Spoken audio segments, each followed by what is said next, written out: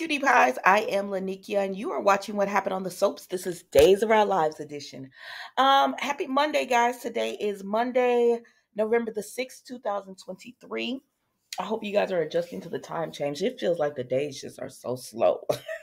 I know the nights are supposed to be, but like, oh my gosh, yesterday went by so slowly. Anyways, don't forget to like, comment to let me know you were here, and subscribe to the channel. Y'all, let's get into this episode because I loved everything about it. I give it a 10 because I was even entertained with Chad and Stephanie. And y'all know I don't really like those two, but it was giving to me. I was enjoying days today. Let's get started with all of a sudden we were like 15 minutes into the episode and they just pop up with Roman, Brady, and Marlene. I said, what are we doing? Y'all filling up space that could be going over here to Lee Shin. But they showed us them to let us know that, Eric and Sloan left before they could even get into the cake. And they're just having some cake that Marlena had because they didn't have time to get sweet bits to make a wedding cake because it was such a last minute wedding for Eric and Sloan. And they just wished them the best. But Roman said, speaking of, wives and newlyweds and all that, because he's still in his newlywed stage with Kate, I'm going to go home to my wife. And so they're like, all right, see you later.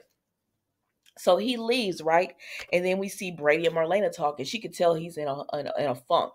And so she's like, now, the last time we talked, you were optimistic because you thought you were getting Rachel back. But I can see your demeanor is different. And he was like, yeah, they played me.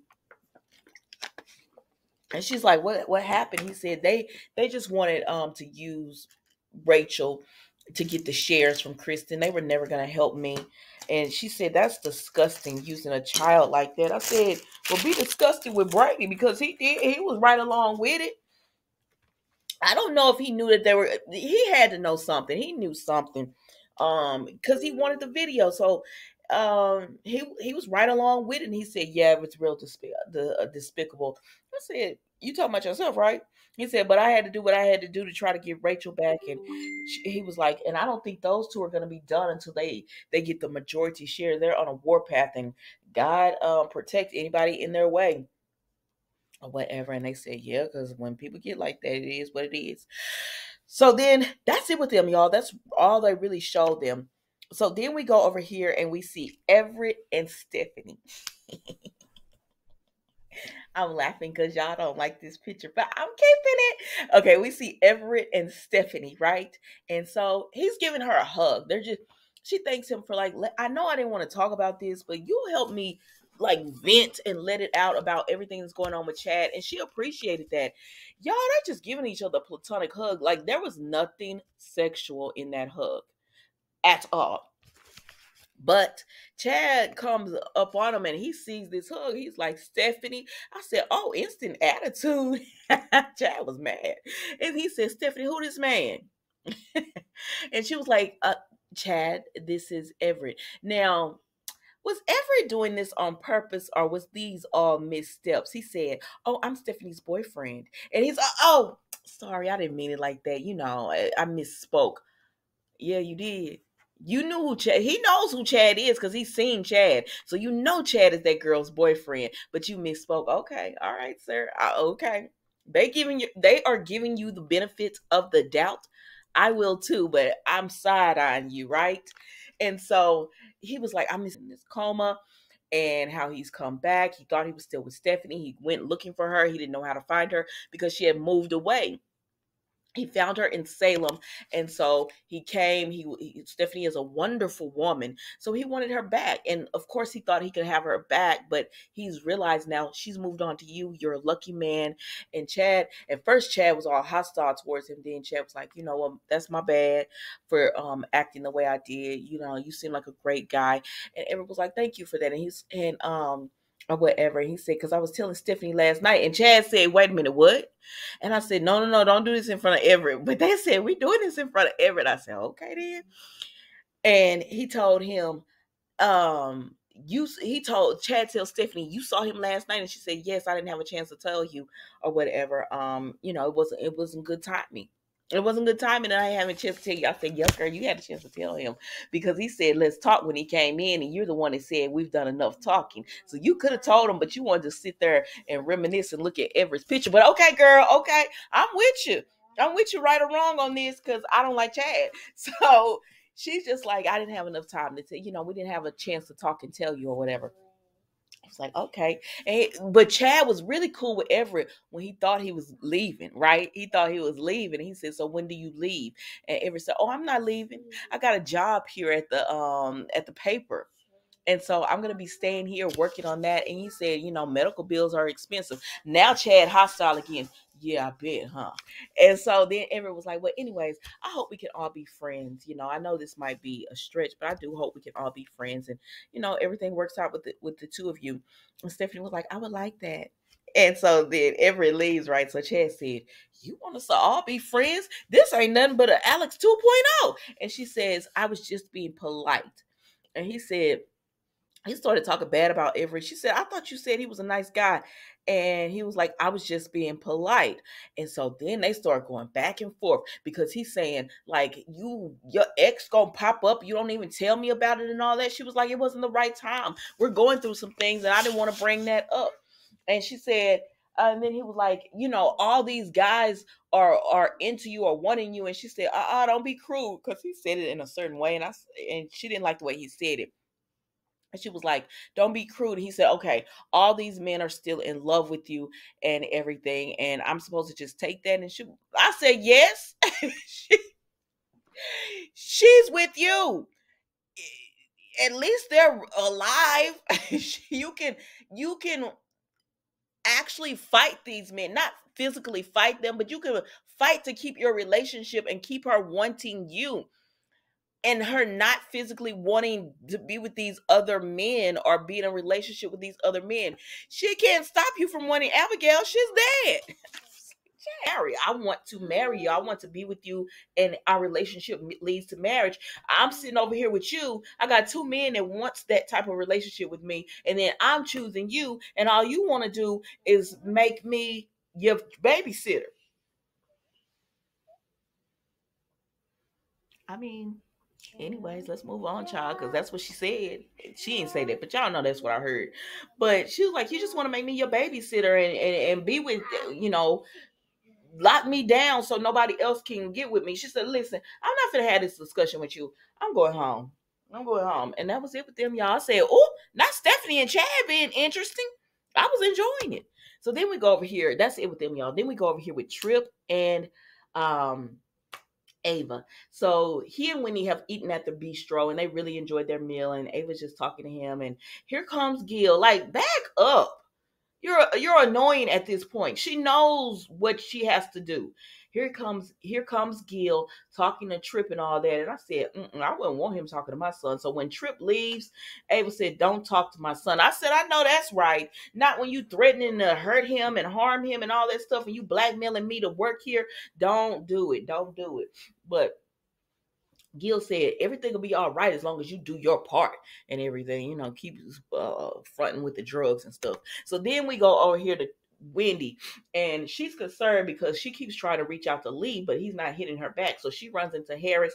He said, I heard we're going to be working with each other. And she was like, yes. Yes, we are. She's on IT, and she was talking to him.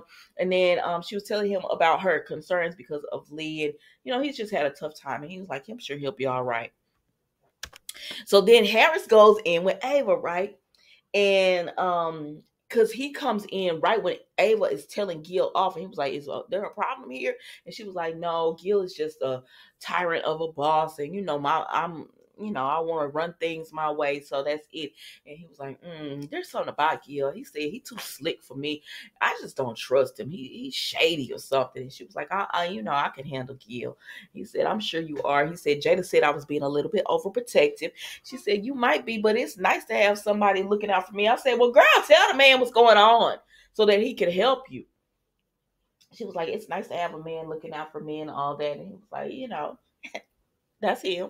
And so then she's like, did you come here to eat? And he said, no, I came here, because of you. I said, you gonna bother this woman on a job? But okay. He said, I want to, remember I told you a few weeks ago that when I got myself together, I wanted to take you out. She was like, yeah, like what a change of a few weeks will make. Because now they both have a job. He has his own place above the pub. and everything. And so she's like, sorry, y'all, my sinus has been bothering me. It's been high pollen in Houston. And well, I'm sure everywhere, but it's just bothering me. So, anyways, he tells her, now that I've got myself together, I got a job, got some money coming in and everything, I want to take you out like I said. And she said, oh, you mean when we kissed and all that? And so at first she was, because here come Gil in her, he comes into her line of view. And I'm like, Gil, leave this girl alone. Like, you getting on my nerves. And so she was like, I don't know, with my job and everything. And he was like, yeah, but we could make time for each other if that's what we really want to do. And so she was like, okay, then, Harris. Because I like their chemistry together, because he told her about the dessert and everything. I said, oh, this is the most interesting I've been in you two. Okay. So, anyways, they agreed to go on a date, and she said, "Don't pick me up at my place. Just let me meet you, because I got 3 roommates and all that." And he was like, "All right." And then he gets a message on his phone, and he was like, "I gotta go. There's been a stabbing." And she was like, "Okay, I'll talk to you later." So then here comes Gil. You just make sure your boyfriend stays out of our way. Now come to the back. We got a shipment coming in, and I need you to oversee. Leave her alone. You get on my nerves. So then Wendy goes, Trip goes outside with Wendy, and he has their lava cake and everything. And they're joking around with each other, and she's telling him, I want to go and check on he tells her, let's go check on your brother, because she keeps telling him, about everything that happened with him. And she's so disappointed in Gabby, because she thought she and Gabby were friends. And she understands that Lee has done some things to Gabby, but he was finally moving on with his life. He had started going to see Marlena. He was turning his life around. And now this happens. And so she's just like, she's sad about it, right? And so then we see where Trip tells her, let's just go home and share this lava cake. You can share your portion with your brother, and we could just check on him. And she was like, okay, because he's not returning her calls or texts. So then we go over here to Gabby. So Gabby is in Lee's apartment. She's holding his knife, and Stephen comes in, and he's like, girl, Gabby, what have you done? And she said, no, I didn't do anything. He was like, why did you kill Lee? And she said, he called me over here. He said that the shares were fake, and that he was going to give me the real ones. And she said, when I came in, I found him like this, and the knife was in his back. And he said, if this is really like this, then somebody's setting you up, because Lee's dead now. And he said, Lee set you up. And she said, he didn't stab himself in the back. He said, then somebody else set you up. Something has went wrong, and somebody's out to get us. And he was like, who could it be? I said, what do you mean, who could it be? This is a murder mystery right here. This is like Abigail, because it could literally be anyone could be setting y'all up, because y'all been burning bridges left and right. Y'all been blackmailing everybody. And so she said, I don't know. And so he said, well, we got to get out of here, or whatever, before. Oh, he also let her know, Lee lied to you. Those certificates were real. We already got the power, the shareholders, and we're verified that they were the real ones. And so somebody set you up to come over here, whether they don't know if it was Lee, or if it was Lee actually texted her that, or if it was somebody using Lee's phone that texted her that. They don't know. But at this point, they know somebody's trying to set her up for his murder. And they're like, we got to get out of here. And so they were like, but she was like, what do we do about this knife? Now, around this time, Wendy comes in, and Wendy is like, what? Oh my gosh, because she was like, what are y'all doing here? And then she looks down, and she sees Lee with Gabby holding a knife. And Wendy did her job on this, because she gave the shock emotion. She gave like, Lee, my brother, and then she gave that, Gabby, you did this to him. So Wendy comes in, and she runs over to Lee, and then Trip runs over, and she was like, oh my gosh, Trip, help him. And she was like, what happened, Lee? Who did this? And then while Trip is trying to help Lee, she looks up and she said, and Stephen tries to tell her that. She said, why are you holding the knife? And they said, we got here and he was already like this. And she was telling her, oh, stop it. I don't even believe that, ma'am. You killed my brother. And Trip says, Lee's not dead. He has a slight pulse. So they start going back and forth because Gabby is like, oh my gosh, thank goodness. And Wendy's like, girl, you're not happy about him being alive. You wanted him dead. And Gabby is like, that's not true. But Trip is like, listen, we don't have time for y'all to argue. Call 911. So they call 911 and everything. And then they leave Gabby and Stephen there. So then when they go to the hospital, they're working on Lee, right? And Wendy is in the room. Days kills me with this.